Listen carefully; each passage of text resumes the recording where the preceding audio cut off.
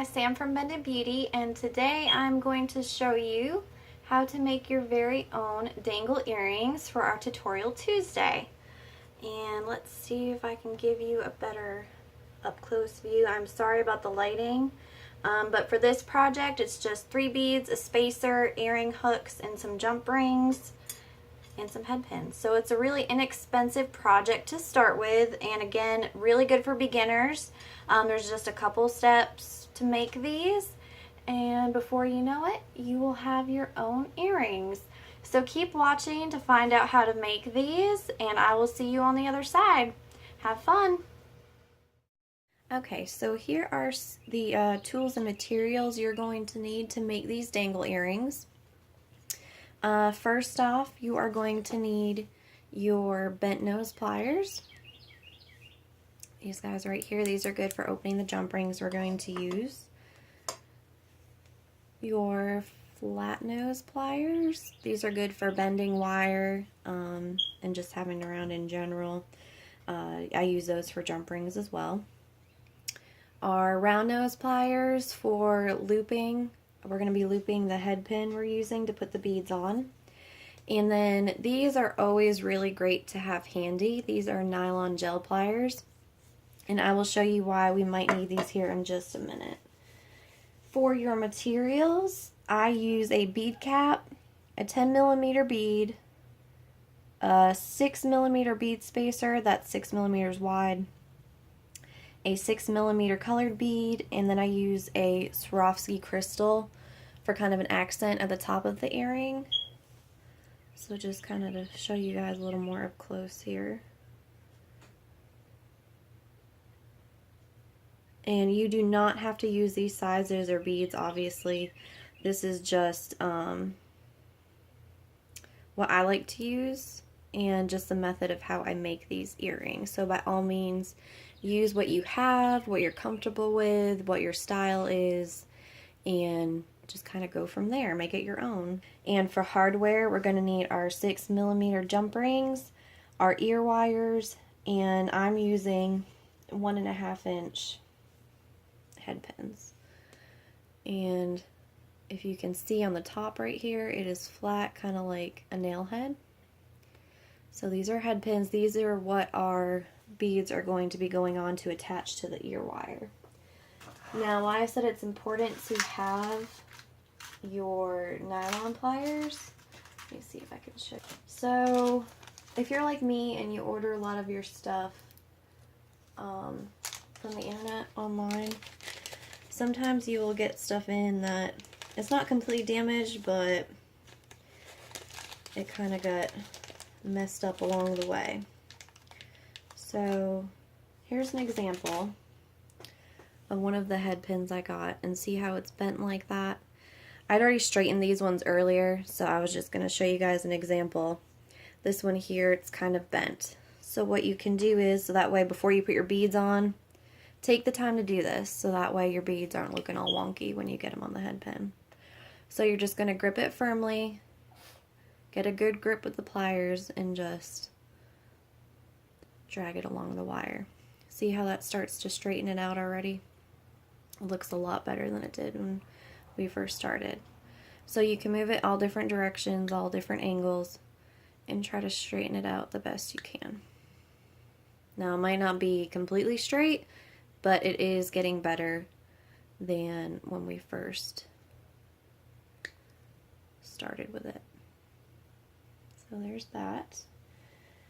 So let's get started. You're going to take your head pin. We're going to start with our bead cap, followed by our 10mm, our bead spacer, our 6mm, and our crystal. And like I said, guys, use whatever you like, whatever pattern. You don't have to use this many beads. You could use more, just get a longer head pin. So now we've put these on, what we're left with is a little tail. Looks like this. It's probably close to a centimeter, not quite. So what we're going to do is we're going to take our bent nose pliers and right above the top crystal bead, whatever you're using, don't butt up right against it because that'll warp the rest of the head pin. It'll make it curve. So you want to go up just above it, maybe like a millimeter or two. And with the very tip of your pliers, you're going to take them, looks like this here. You're going to take it, brace it with your thumb and your index finger, just like this, and you're going to turn it 90 degrees with just your hand that's holding the pliers. So then you get an angle like that. Sorry, I went off camera a little bit. So you want a 90-degree angle. So from there, whatever you're comfortable with, take your round nose pliers. You can either turn away from you or you can turn towards you. So either way works, it just depends what you're comfortable with. So to do this, you're going to put it in your round nose. You don't want any of the wire really sticking out from the pliers. You want it flush. So we're going to take this, again holding it firmly, just moving our hand with the pliers, we're going to turn. And there you have started your loop. So then you're going to take it again and then finish the loop. Keep turning until it connects. And there you have made your first loop. So from there, we're going to take our jump ring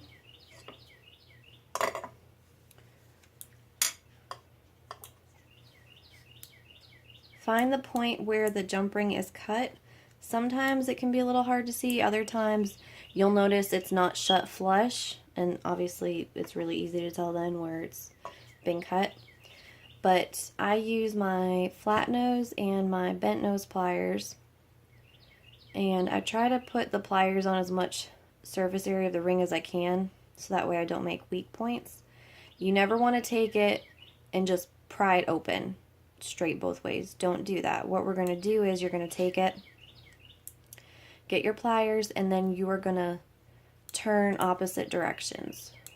So we're going to take this and turn just a little, and then we have created an opening.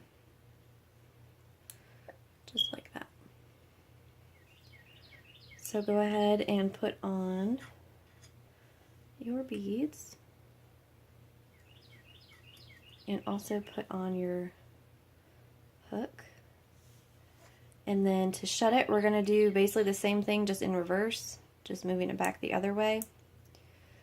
So take this firmly.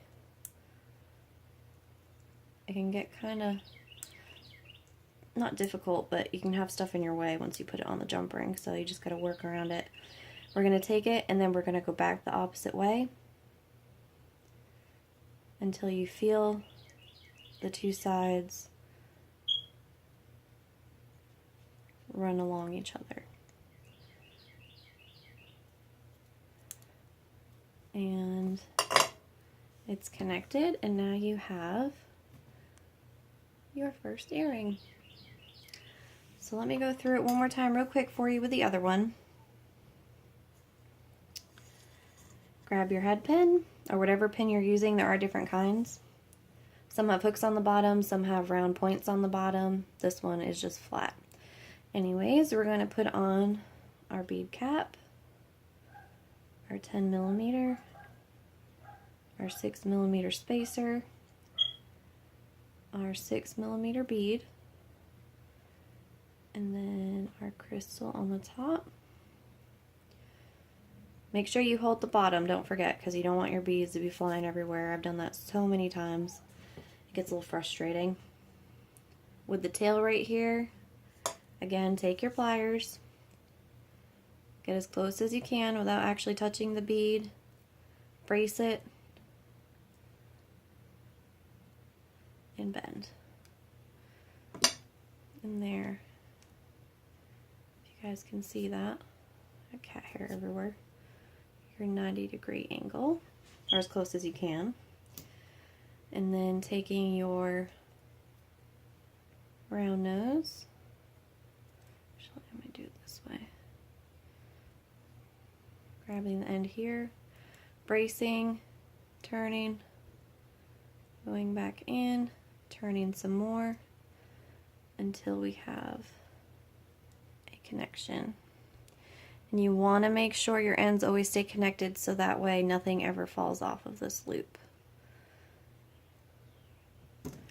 And you see it did, I got a little close, so it kind of moved my bead a little bit, but you can always fix that. That's not a problem. You can always make wire or findings kind of do what you want it to do as long as you're gentle with it. So I pre-opened this jump ring just like before. Taking both pliers, grabbing both sides, and turning opposite ways to open it. Putting on our beads. Putting on our earring hook. Oop. And then we can go ahead and close this.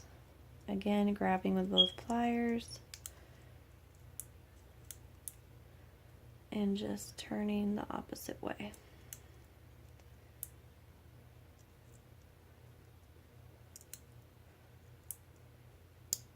Hey guys, sorry for the technical difficulty at the end of that video. I don't know what happened, but hopefully you guys got the gist of how to make these. Hopefully this will not happen in future tutorials.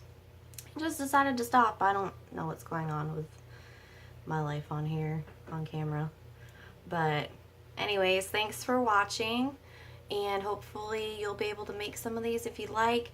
I do plan on doing these tutorials every Tuesday, so keep your eyes peeled for that. And also I wanted to know what you guys thought of me doing a video once a week, a different kind, where you guys suggest something that I could try to make, or like a challenge, anything you kind of like find on like Instagram or Google, or it's just kind of a challenge and we can incorporate it into something I'm making to see if it works or not.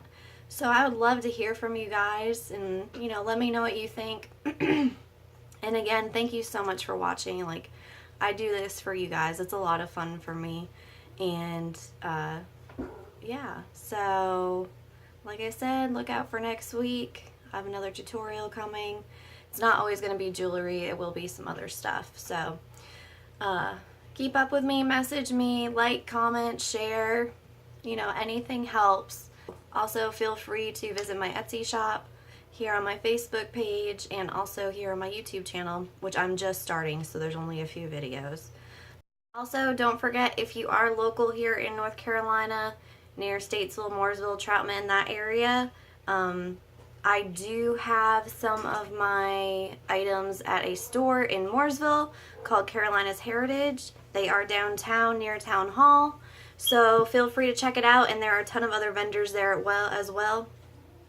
So like I said, check it out, you guys. There's some cool stuff in there, and my stuff's there as well if you want to visit. So I just wanted to let you guys know that. Thanks for watching.